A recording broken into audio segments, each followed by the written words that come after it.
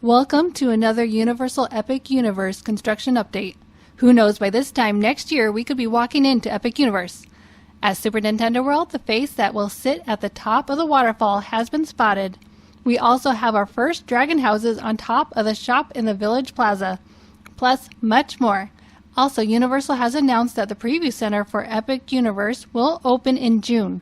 The Preview Center will be in City Walk, where the old Universal Legacy store used to be. Guests will be able to see the massive model of the entire park and shop a brand new collection of Epic Universe merchandise. We have some breaking news. Starfall Racers' name has been changed to Stardust Racers. If you go on Universal's website, you will see Stardust Racers in place of where it used to say Starfall Racers. Universal was being sued by Starfall Education Foundation over the use of the name Starfall. Now let's get back to the construction updates. In today's Universal Epic Universe update, we will start in Super Nintendo World. This world has two sections, Super Mario Land and Donkey Kong Country. A brand new section has been prepared for concrete in the Donkey Kong Country. The yellow is a waterproof barrier. I'm not sure what this will be, and the flyover doesn't really give us a good look at the side of the roller coaster. Over near Princess Peach's castle, a few new animated elements have been added. They are currently wrapped in plastic. There are coins, a Goomba, and a mushroom. Underneath is an opening which could lead to a room with blocks to punch, or maybe this is just the entrance and exit of another elevator to the land.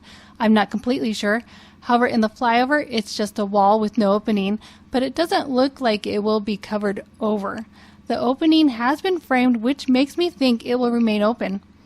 The elevator that I'm sure is an elevator is over here by the stairs closest to the Mario Kart ride.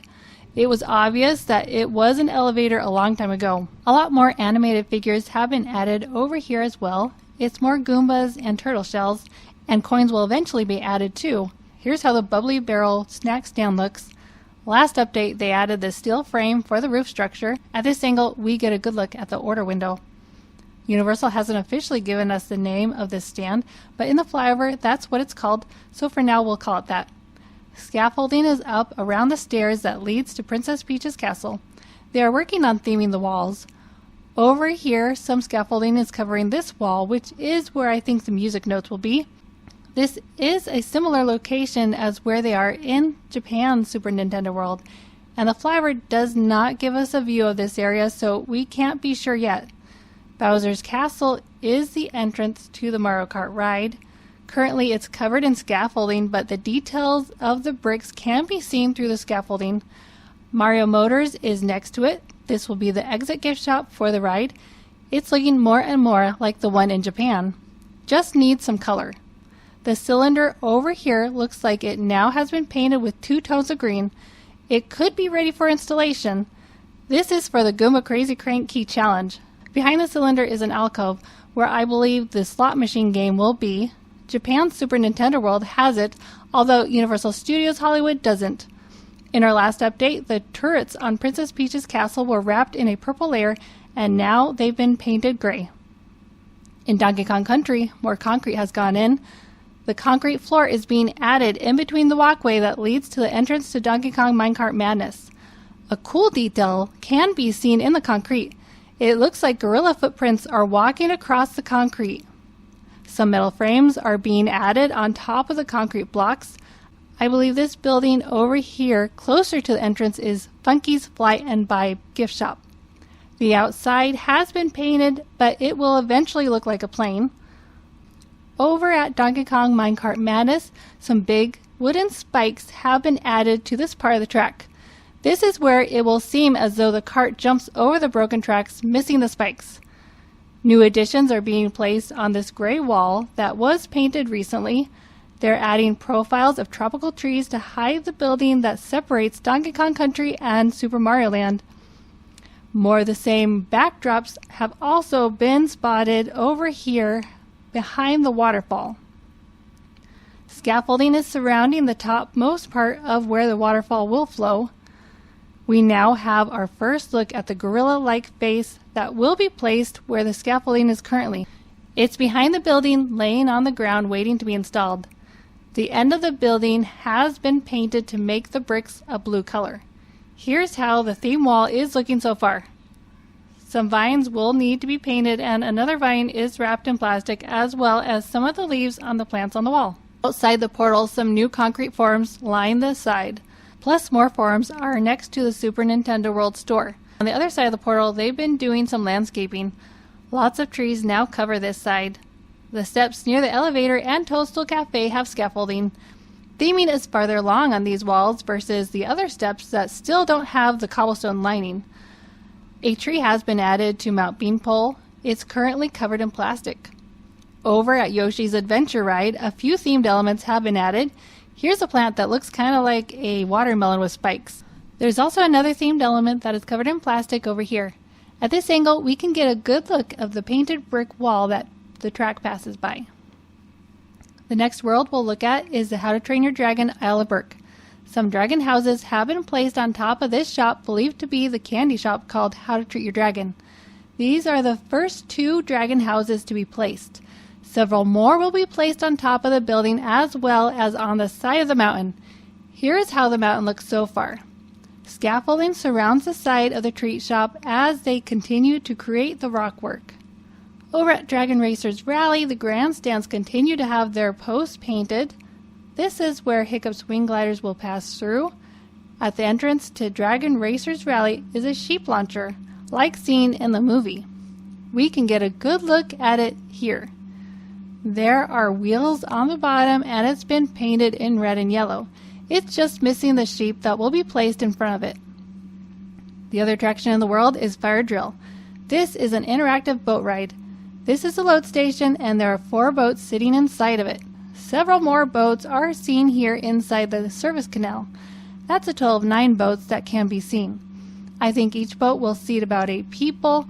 There are 4 water cannons on each side. In the flyover, we can see several boats all going through the ride at the same time. The Untrainable Dragon will be the show inside the world, and it will be here in this building. Work is being done to theme the outside of the entrance to the attraction. Still has been placed on the building. An arched frame has been added above the doors. Metal frames cover the outside for a tent to be placed around it. Trees have been placed around the outside. On the side of the building, work is being done on the gift shop and also the Haddock Paddock. The Haddock Paddock is where guests will come to meet Hiccup and Toothless. The family coaster called Hiccup's Wing Gliders is over here. This is the first launch station. Not much has changed from the last update except for Toothless being covered by a red plastic instead of a yellow one. If that is really him underneath anyway. The roof over the load station continues to have shingles added to it.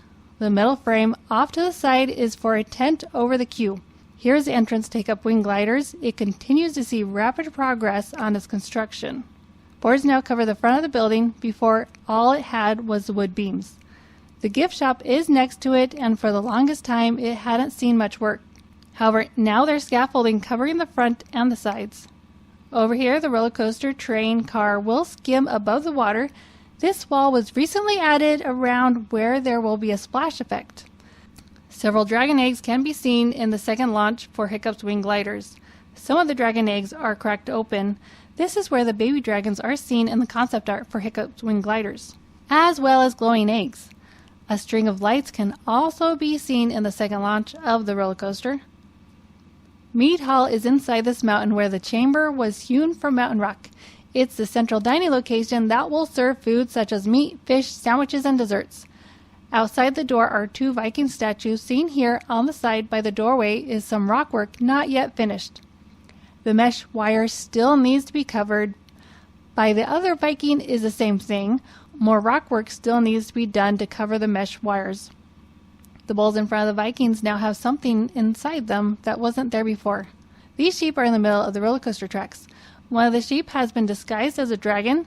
The other 2 are missing their wool. Spitfire Grill is another place to find food in the Isle of Berk. Currently, they are excavating the area right in front of the restaurant. Not much work has been done to paint the outside of it yet.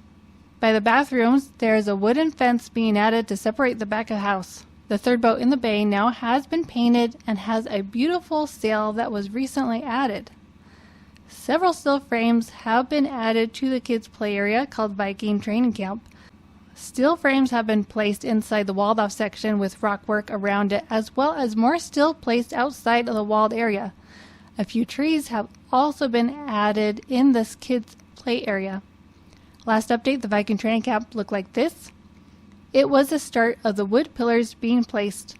Now it looks like this. The pillars now have another level being added to it, plus some more wood beams can be seen down by the trees. This could be a wood fence that will line the perimeter of the Viking training camp. Now, over at Dark Universe, testing continues on the roller coaster believed to be called Curse of the Werewolf. You can see the dummies in the seats of the car train. The car trains are still covered in plastic, so we still don't know what the design is on the car trains. Here we can see two of the car trains. One is in the service spur, the other is about to be launched. The well in the middle of the village has more concrete being added to the ground around it. It also looks like the concrete has been carved to look like stone bricks at the base of it. At the manor, which will be home to the main attraction, work continues on the facade. Scaffolding surrounds the front. However, we can now see this new addition at the entrance. The portcullis has been added. It's the same thing seen on medieval castles that can be raised and lowered as part of a castle's defenses. The vines have begun to be painted at the bottom of the entrance. More vines still need to be painted above them. Trees were recently planted between the restaurant and Celestial Park and the roller coaster. On our last update, this area was just dirt. However, several trees have now been added to this area. It's just outside the extended queue of the manor. In the extended queue, rails have been added to create the lines. More rails will eventually be added over here. See all the holes and lines in the concrete of where they will be placed? Something I didn't notice before is this pole that sticks out on the restaurant side of the village. It looks like a sign will eventually be placed here. Not much has changed in the village. On our last update, a worker was doing something on the back of the broken wall, and now we can see there is a new addition. Some kind of metal bracket has been added. Now let's go over to the Wizarding World, the Ministry of Magic. Here at the end of the streets of Paris, they are working on the windows. A wall has been created as guests enter the world. The back side of the wall has black waterproofing. This is where dirt will be placed against the wall. Roof frames are being added to the extended queue of the British Ministry of Magic ride. The first level windows have been covered on this building. This is the entrance to the courtyard where one of the restaurants will be. The theater attraction has been recently adding frames for the tent structure for the entrance to the building. It's been a while since we looked at the themed turrets of the replica of the Sacré-Cœur Basilica. The tower hasn't changed much, and the building around the steps to nowhere have scaffolding on the front as they work on the facades. A look at the portal shows trees that have been added to hide the service buildings, and trees outside the portal will help to hide the view of the Port Saint-Denis Arch. Here's a picture of the pathway that will be the exit for the Wizard World. Now let's take a look at Celestial Park, the central hub of Universal Epic Universe. By the Constellation Carousel, they begun to work on this corner pathway section. Some concrete forms have been placed. From the flyover, this is what it might look like when it's all done. Here is Astronomica. It's at the center of Celestial Park and is a wet play attraction, designed as a compass rose. At night, this will be colorful with lights and music. Looks like it's still waiting for more concrete to be poured over it. This building is believed to be a barbecue restaurant. Several boom lifts are seen at the center as they continue to work on it. Several food stands are seen in front of the restaurant. One of those is a Celestiki bar. The Blue Dragon Pan-Asian restaurant sits in front of the Helios Grand Hotel. Some new additions can be seen here at the very top of the entrance.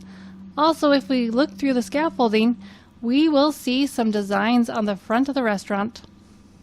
Looking closer at the outside, there has been some rocks added as well as trees. There is also a water feature off to the right side of the restaurant. That water feature leads into this area in front of the hotel and will cascade into the show fountain. At the front of the park is the Luna Overlook. On the last update, this was a lighter blue, but now it's been painted a darker blue. Concrete forms surround the outside of it. Temporary fencing has been placed over there, and there's more temporary fencing over at the bridges in front of it. The Kronos will be our entry into the World Between Worlds Celestial Park. In our last update, the green part of the tower was added, and now some yellow frames have been added to the sides, plus the back side has the green tower as well. Before we just had the one in front. Rockwork is continuing on both sides of the entry plaza. Scaffolding surrounds them. The rockwork goes up the buildings. Over here is the security and admissions. Here's a recent addition. These towers now have beams going across them as they connect the side building to the admission building to create a circular look. The concrete circle is colorful, and most recently trees have been added inside the round concrete. Landscaping around the entrance area is coming along nicely. Trees have been planted all over. Work is progressing on the walkway that goes between the two poles. It's been looking more and more like a bridge as work continues.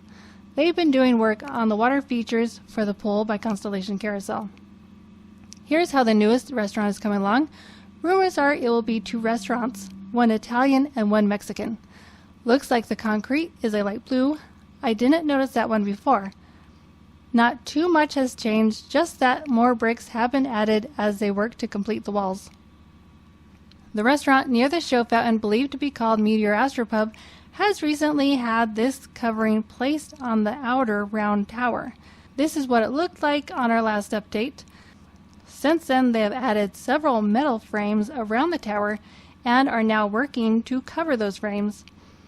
The Comet in front of Starfall Racers has scaffolding on the front of it. This is where the 2 train cars will speed inside in between the rocks. From this aerial photo, we can see how the pathways in Celestial Park are becoming clearer as the work continues to get farther along. More trees have been added to the front of the Helios Grand Hotel. They've been working on landscaping the front of the hotel. Plus, some theming has been added to the sides of the entrance. The top of the hotel now has 3 smaller domes. They have lined the roof of this section with the same thing as the big dome. On the arrival side, the frame is up for the porte cochere. They've been working on the roads leading into the hotel. In front of the pool are 2 structures. I wonder if these could be for bus stops. The Stella Nova Resort and Terra Luna Resort are the hotels outside the park. We already have an opening date for them. Stella Nova will open first on January 21st, 2025, and Terra Luna will open February 25th, 2025. On our last update, we saw all these concrete circles on the pool side. And now in the most recent photo, trees have been added to the circles like seen in the concept art. Also in the background, a boom lift is being used to paint the lower wall of the hotel. Another recent addition is the concrete that now surrounds the hot tub. Looks like more concrete will be added soon. On the other side of the pool is a flat concrete oval shape, which could be the splash pad plate area seen in the video for the hotel. On the arrival side of the Terra Luna Resort, work has begun on the roadway in front of the resort. See the pathway that leads to the circle on the other side where cars will drive around. The colorful reflective tiles have continued to be added, so more blue reflective tiles have been added. Here is the pool side of the Terra Luna Resort. Not much has changed since the last update. Well, that's our look for the latest construction update for Universal Epic Universe. Thanks so much for watching. I really appreciate it.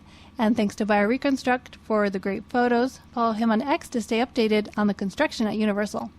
Make sure to subscribe and turn on the bell notifications so you will never miss an update. And I will see you in the next one.